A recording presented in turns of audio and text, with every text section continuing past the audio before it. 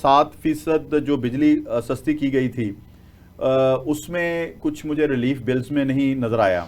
उसके अलावा दीगर मामलात में भी हमने देखा है कि अनाउंसमेंट जरूर हुई हैं लेकिन अभी तक उसका अफेक्ट नहीं आया आम आवाम पे। उसकी जरा वजूहात बता दें।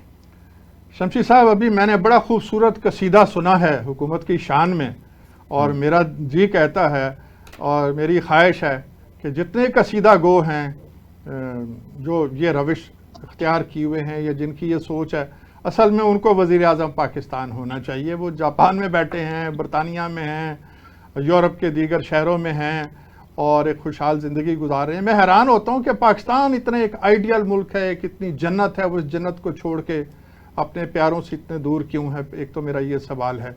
अच्छा, दूसरी बात यह है कि किसी भी मुल्क की कोई भी हुकूमत हो, उसकी तमाम पॉलिसीज़ जो हैं वो बहुत इंपॉर्टेंट होती हैं, लेकिन सबसे इम्पॉर्टेंट होती है इकनॉमिक पॉलिसी। बजट उसका हिस्सा है और तमाम पॉलिसीज़ जो हैं वो इस पॉलिसी से इफ़ेक्ट होती नज़र आती हैं। हमारा बजट हमने नहीं बनाया, हमारा पिछला जो बजट था वो भी हमने नहीं बनाया था। वज़ीर आज़म और वज़ीर ख़जाना इन ब्लैक एंड वाइट बता चुके थे कि IMF से मुशावरत हो रही है, उनकी टीम आई हुई है, वो बजट बना रही है। पिछले साल भी ऐसा ही था, इस मरतबा भी ऐसा है। अच्छा, लेकिन शिराज साहब यहाँ कंपैरिजन कीजिएगा, जो उससे पहली गवर्नमेंट थी वो कहते थे कि हम डिफॉल्ट करने वाले हैं, हमारा हाल श्रीलंका वाला होने वाला है।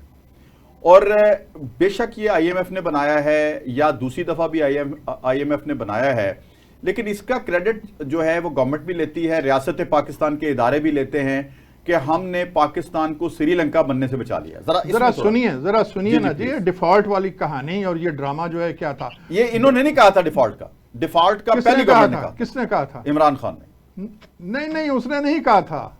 ये तो बाद वालों ने कहा कि मुल्क डबो रहा था। नहीं, उसने इमरान खान की जब मैंने सुनी सर मेरी बात सुन। खान साहब ने स्पीच में कहा सवाल आ गया कि मुल्क श्रीलंका बनने जा रहा है। आपका सवाल आ गया और उन्होंने कहा कि मेरा जवाब उन्होंने कहा जी ये मुल्क 3 टुकड़ों में बटेगा, ये भी कहा सर। ठीक थी, उस वक्त भी यही कैफियत थी जब नून लीग की हुकूमत गई थी, करप्शन के इल्जाम में गई थी ना जी। अदालतों के फैसले थे, मेरे और आपके फैसले तो नहीं थे। अब जरा सुनिए, आज का जो इल्जाम है पिछली हुकूमत पे कि जी अब ये मुल्क डबो के चले गए और बारूदी सुरंगें लगा गए।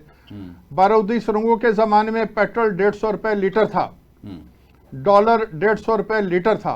तो उस वक्त सुन लेना, आपका कसीदा हमने सुन लिया। बराए मेहरबानी मेरी रिक्वेस्ट है आपसे, जरा तहम्मुल से मेरी बात खत्म होने दें, उसके बाद आप फिर दोबारा अपना जवाब दीजिएगा। अच्छा जी, वो थी बारूदी सुरंगें, 150 रुपए का डॉलर, 150 रुपए का पेट्रोल, ठीक है जी। और बिजली का रेट जो था वो भी आपके सामने है, आज की निस्बत बहुत कम था। अब मेरी अर्ज ये है कि बजट जिस अंदाज में बनाया गया वो कैफियत क्या है। शमशी साहब, आप बड़े साहिब इल्म आदमी हैं, वसी सहाफ़ती तजर्बा है, लिटरेचर से भी शगफ है। अब ये नहीं पता ख़वातीन के मामलात पे आपकी दस्तरस कितनी है या आप कितना जानते हैं। अब जो मैं अर्ज करने जा रहा हूं, अगर उसमें कोई कंफ्यूजन हो तो घर में बेगम साहबा से जरूर पूछिए। जरूर। ख़वातीन पे एक वक्त आता है मेनोपाज का, और ये कैफियत होती है जिसमें उसको कुछ समझ में नहीं आ रहा होता क्या मैंने क्या करना है। तो इस वक्त हमारे यहाँ हमारी हुकूमत पे सियासी मेनोपाज की कैफियत तारी है, उनको कुछ समझ में नहीं आ रहा। वो रिलीफ की बात करते हैं, ऑन ग्राउंड रिलीफ है ही नहीं। वो बैंक की ट्रांजैक्शन पे टैक्स लगा देते हैं और कहते हैं ये इकॉनमी के लिए बड़ा बेहतर है। वो एक जगह रिलीफ देते हुए ये कहते हैं कि हमने जो फिक्स टैक्स है उसमें वो तो हमने बढ़ा दिया, लेकिन हमने फलां जगह जो है वो कमी कर दी। जाओ उसको कैलकुलेट करते हैं तो पता लगता है कि तनख्वाहदार तबका पहले से अब ज्यादा टैक्स देगा।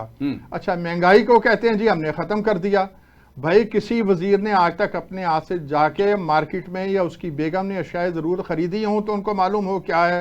ये जो कहते हैं जी महंगाई 5 से 7% पे आ गई, इससे बड़ा झूठ और दरोह हुई क्या हो सकती है। मुश्ताक यूसुफी ने बड़ी खूबसूरत बात की।